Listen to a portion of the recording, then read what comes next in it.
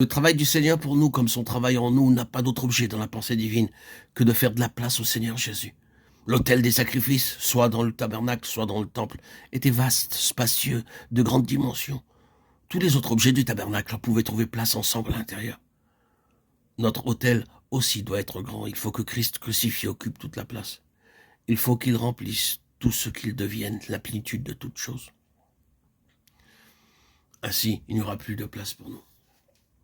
Cette perspective vous fait-elle peur? J'espère que non. Ne chantons-nous pas avec joie pour toujours en ta présence?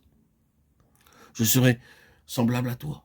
Alors qu'est-ce à dire sinon que moi j'aurais disparu, que Christ sera tout? Ainsi donc la croix, l'œuvre de la rédemption accomplie sur la croix, trouve son explication là.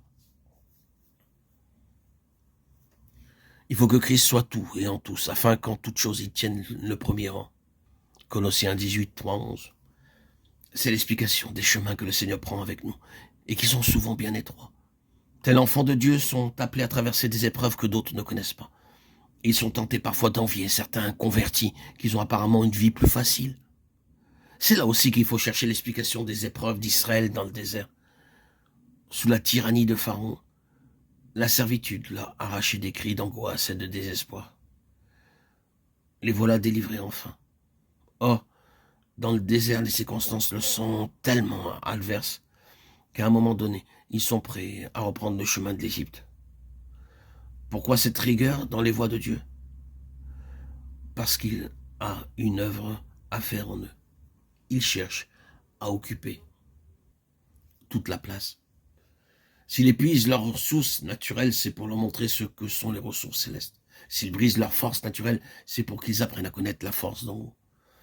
Tout ce qu'il leur enlève et tout ce qu'il leur donne en échange n'a d'autre but que de les arracher à eux-mêmes, pour qu'ils deviennent, lui, tout en tous. Voilà, bien aimé, l'explication de notre difficulté. Dieu sait quelle est la meilleure manière de traiter les différents cas que nous représentons. Et il varie ses méthodes en conséquence. Il traite votre cas d'une façon et le mien d'une autre. Il sait par où nous prendre. Et les expériences par lesquelles nous passons sont toutes calculées pour nous conduire plus près de lui, afin qu'il puisse occuper toute la place. Qu'est-ce que la croissance spirituelle? Qu'est-ce que la maturité spirituelle? Aller de l'avant dans notre marche avec Dieu. Qu'est-ce que cela veut dire? Nous avons, je le crains, des idées bien mélangées à cet égard. Nombreux sont ceux qui croient que la maturité spirituelle est simplement une connaissance plus approfondie de la doctrine chrétienne, une plus grande faculté d'assimilation de la vérité scripturaire, une familiarité plus sûre avec les choses de Dieu en général. Les capacités de cet ordre-là sont facilement regardées comme des preuves de croissance, de développement spirituel, de maturité. Or, il n'en est rien, bien-aimé. La marque distinctive du développement spirituel et de la vraie maturité est la suivante. Croissance en nous du Seigneur Jésus, au prorata de la décroissance de nous-mêmes. Le voilà le signe de la maturité. Quand on est devenu petit à ses propres yeux, et que le Seigneur Jésus, au contraire, a grandi, on a franchi le seuil de la maturité spirituelle. C'est cela la croissance.